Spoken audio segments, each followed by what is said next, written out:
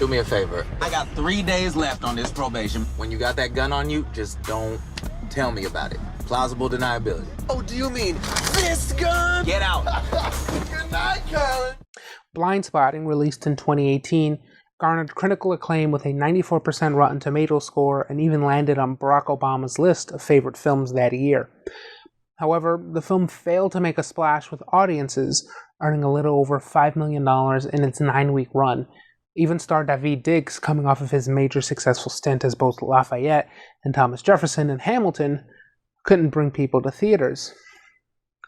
The film felt like it was of that moment in 2018, with police having shot and killed nearly 1,000 people, most notably Gregorio Marx and Kenneth Ross Jr., and Permit Patty and Barbecue Becky making the news. 2 years later, Blindspotting feels even more relevant as Black Lives Matter protests continue to rage on throughout most of the United States. Blindspotting is an enigma tackling complex social issues in both subtle and on-the-nose ways, and it does so with the ease and precision of a ninja. Colin, played by Daveed Diggs, is 3 days away from ending his probation. He's living in a halfway house, has a daily curfew, and can't leave his county of Alameda. His friend Miles, played by Rafael Casal, is a slick, fast talker with a girlfriend and son. Both men are wildly different from one another, and they complement each other's personalities. When Colin, on his way back to the halfway house, witnesses a police shooting, he begins to question his identity. Blindspotting, in its 90-minute runtime, manages to present issues like racism, police brutality, and gentrification while examining toxic masculinity and identity without feeling bloated. Its story is propelled forward entertainingly with its use of language, while also serving as an inner monologue for its main characters. If you haven't seen the film, I highly recommend you shell out the $2 or $3.99 it costs to rent it. Also, I'll be spoiling everything about the film, so if you haven't watched it yet, do so and come back to this video. You monsters got me feeling like a monster in my own town.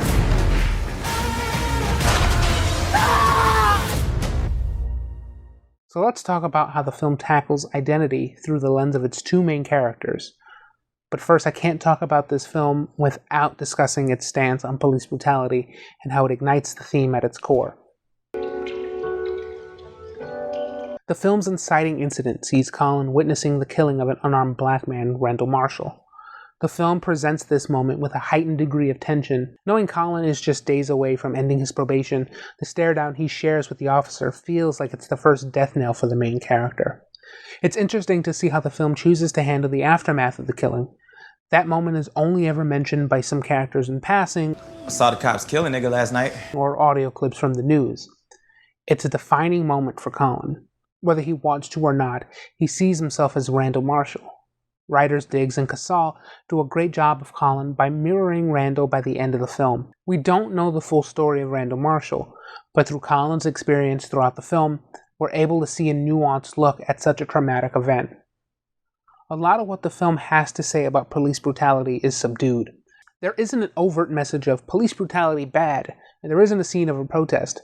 This is actually mentioned by Miles when the news refers to Randall as a convicted felon. Felon, convicted felon.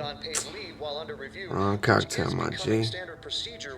He gets no protest. We never hear how the shooting is affecting the community, but we see how the police department is in damage control mode with their recruitment material plastered in a convenience store. Blindspotting went through so many incarnations over 9 years. Rafael Casal mentioned that when he and Diggs started writing it, Oscar Grant was shot and killed in Fruitvale Station. By 2018, the number of black men shot by police exponentially increased, and the issue of police brutality they tackled in the film, they thought would resolve itself by then. When we started writing it 10 years ago, that a lot of these issues that are in our communities would be solved by now. But they're not. They've sort of graduated into this silence, right? Like when we started writing it, there were protests in Oakland. When Oscar Grant was killed, there were protests when Trayvon Martin happened. There were protests when we would see these things in the news, and now there's so much silence around them because they're in such abundance. I don't think Blindspotting intends to root against or hate the cop character, Officer Molina. We never see his side of the incident or much of the aftermath. Everybody know it's nowhere else to go, so it's home. At its core, the film's theme is how our identity and how our public image define us, more so than our intent or character, even if you fight like hell to change your public perception. Both Colin and Miles are fighting like hell to fight back against how people see them. Colin as a black convicted felon, and Miles as a white poser trying to fit in to his changing home. Explained in one of the final scenes, the film's title is defined as, because it's all about how you can look at something, and there can be another thing there that you aren't seeing, so you got a blind spot. But first, a quick psychology lesson. Danish psychologist Edgar Rubin developed a cognitive optical illusion known as Rubin's vase. At a glance, one either sees a white vase on a black background or two black faces on a white background, but never at the same time. Rubin stated, when two fields have a common border, and one is seen as figure and the other as ground, the immediate perceptual experience is categorized by a shaping effect which emerges from the common border of the fields and which operates only on one field or operates more strongly on one than on the other. In other words, your brain will instinctually see either the faces or vase, but never both simultaneously. When you look at something, your mind is processing it as a three-dimensional figure. You subconsciously perceive depth. When looking at an image where the edges of the object in the foreground are pronounced, you're able to perceive the figure and the ground. Once the contours and the figure's edges become less pronounced, your brain begins to shape what it thinks is the figure and ground. You either see the faces or the vase, and if you stare long enough, you see the other figure. Let's take a look and see how this theme is explored through Blindspotting's lead and co-star. Something in the water, and everything we think wet. With 3 days left on his probation, Colin tries to better himself and put the past behind him. Interestingly, we first meet Colin in an orange jumpsuit at his sentencing. We know not why he's there. Instead, we instantly perceive him as a criminal, and the job of the film takes on shows us that Colin is much more than his criminal history. The Colin we grow to like is humble, caring, and selfless, a far cry from the person we perceived him to be in our introduction. He, however, finds himself in situations that focus squarely on his identity. One scene early on, which is played for laughs, sees Colin and Miles stuck in a parking spot, unable to move because of the selfishness of a hipster casually moving grocery bags from his car. Miles reaches over from the passenger seat to blare the truck horn while yelling out of his window. Hey! Hey! Do you hear the fucking ringing sound?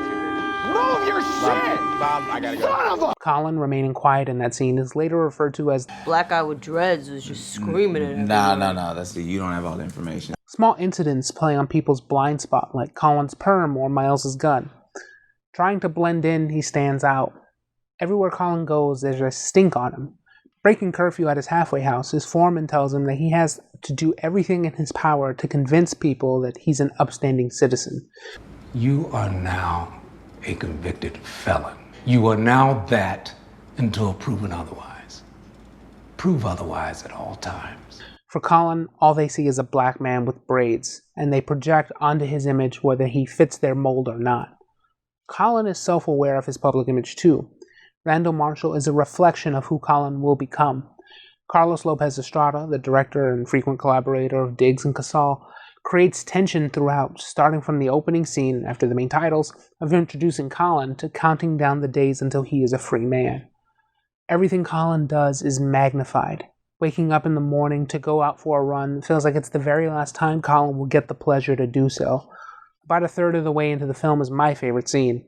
Colin wakes up, back in the courtroom of his hearing, wearing the orange jumpsuit and shackled to his seat. The lights dim, and Miles gives closing statements to a jury of black men in black hoodies. Colin is a bad motherfucker. Cadillac. And a judge covered by shadow. Miles rattles off the thing that makes Colin worthy of the chair he's in. Heavy on the marijuana token. Posted. Pushing the hard line out in Oakland. City of dope, the boy is dope, that's why the whole city know him. Oh, he just took a little break. Thought he changed his ways, but he played you, Jake. From drugs to violence. Unable to speak and spitting up bullets, Colin can't defend himself. Miles pleading to the judge that Colin is going to end right back in jail or dead because of his toxic masculinity. And you know we stuck in that soil loyal and we don't do revisions and we don't get passes for pussyfooting. Don't be who you isn't. The judge comes into view, lit by flashing red and blue lights. It's the officer he saw shoot Randall, now sentencing Colin to his fate. Lights now, out, till it's lights out, till it's lights out, till it's lights out. Stop! Stop! Stop! Stop! Stop! Stop! Stop! Stop! Stop! Stop! After completing his probation, Colin, on his morning run, faces the ghost of the people who were unable to break away from that deadly cycle. Tell them they ain't even had a drink yet. It's something in the water. Swam out from. Miles is by far the most interesting character. He's a walking contradiction. A white man who lived in Oakland all his life now fights with people gentrifying his city and those who think he's looking to fit in. He's caught in the middle of an identity crisis brought on by society. Miles is a smooth talker. He speaks using heightened language, spoken word, Rafael Castell's forte, to hustle and earn money. As Colin struggles with identity internally, Miles expresses his frustrations outwardly. Now let's talk about toxic masculinity. Horn and people act like I'm the only nigga shouting. The rush for the land is loud.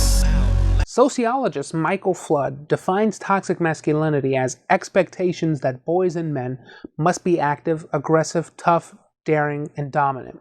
Boys will be boys. The root cause of Colin's arrest is because of toxic masculinity. Miles is always trying to prove his realness through the use of his tough demeanor and ultimately through aggression by the end of the second act. While it's easy to point out the fight at the end of Blindspotting as a shining example, let's look at a subtler scene. 20 minutes in, Colin and Miles pack up an exhibit by photographer Patrick, played by Wayne Knight. Patrick gets both men to stop and stare into each other, to understand one another. Just stare at each other for a moment. No, man, we're close enough. We got kind of like a Calvin and Hobbes thing going on. This isn't sexual. See, but now it is. Because he said that. A somber note slowly swells. A look on Colin's face shows he's given into the exercise. But don't do it. It's cut short by Miles's unwillingness to open up. You a swell motherfucker, man, and I dig everything about you except that shit right there. I'm sorry. This scene also does a wonderful job of exploring gentrification with a broad sweep. Another area worth exploring is the character of Sean, Miles and Ashley's son. In one scene, Miles props Sean up and tells him to flex his arms and scream out into the world. All right, we about to show Colin them hands, okay? Put them up like this. You got your hands, boy. All right, you ready? And we gonna say this up to the sky together, okay? I'm a tough guy. I'm a tough guy. No, louder, man. I'm a tough guy. I'm a tough guy. I'm the toughest motherfucker to ever. You're right, he can't say that. Moments later, Sean and Colin play fight. While jovial, Colin and Sean's other scenes escalate emotionally. Colin mentions that he made a bed similar to Sean's while in jail for being a tough guy. Why were you in jail? For being a tough guy. And near the end of the film, not wanting to play, Colin sternly tells Sean to stop hitting him, to which Sean puts his hands in the air and says, Don't shoot, don't shoot! What did he just say? Oh, are you outside practicing with Colin? He's a little too young for the pamphlets that your mama gave us, but I'm trying to get... Colin at this point sees himself as the middle child. He's able to better himself, even though he's labeled as a felon. Sean is the next generation who might live in a world where brutality is the norm for everyday life. As a matter of fact, he's going to live in a society where brutality is the norm for everyday life. Love it while this new money laughing, yelling, who let the dogs out? And I fight vicious. Now let's talk about Colin and Miles' argument at the height of the second act. Both men are blind to each other's plights, though saying their struggles are equal is wrong. For Miles, Colin doesn't have to prove himself. He's a black man with braids. Anyone who sees him, they know he's from Oakland. You ain't gotta worry about you changing up your clothes and your lifestyle. You ain't gotta worry about none of that shit. You're a big black dude with fucking braids in Oakland.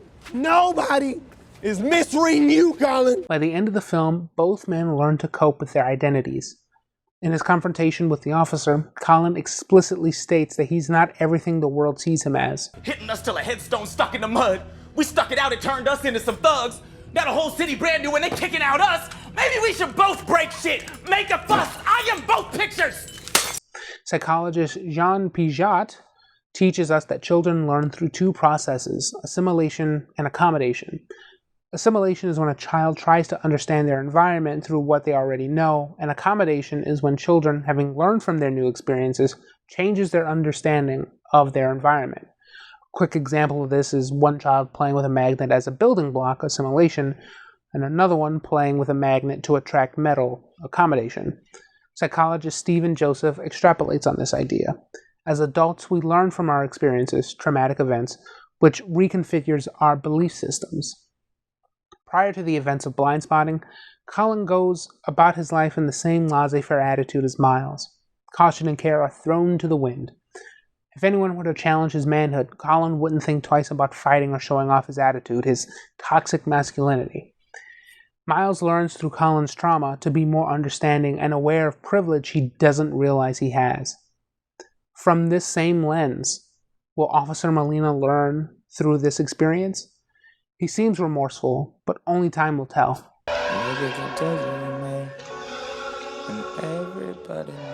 I can't recommend this film enough. Daveed Diggs and Rafael Casal have great chemistry with one another. The writing is sharp, it's witty, it's profound when it needs to be. I feel like I only scratched the surface of what this film tackles, plus I felt a little ill-equipped to talk about some of the film's subject matter. Now, it was just announced that this was going to be a television series based on the film, which follows Ashley and Sean. And I'm sure some of what I spoke about in this video will get fleshed out a little bit more nuanced than what I expressed, especially after everything that we've gone through from 2018, especially in 2020. Oh, and the film's double EP soundtrack is just too good. In the 2-month preparation of writing this video out, I've listened to nothing more than this soundtrack and the music of Rafael Casal and Daveed Diggs. If you haven't checked out Clipping, you should definitely check them out. What are your thoughts on Blindspotting? Is there anything you wished I talk about? Or if you love this film as much as I do, tell me why in the comment section down below. Now don't forget to like, share, and subscribe.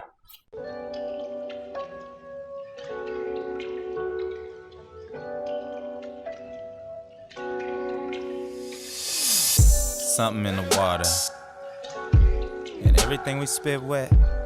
They keep telling me it's something in the water, and I tell them they ain't really seen shit yet. It's something in the water.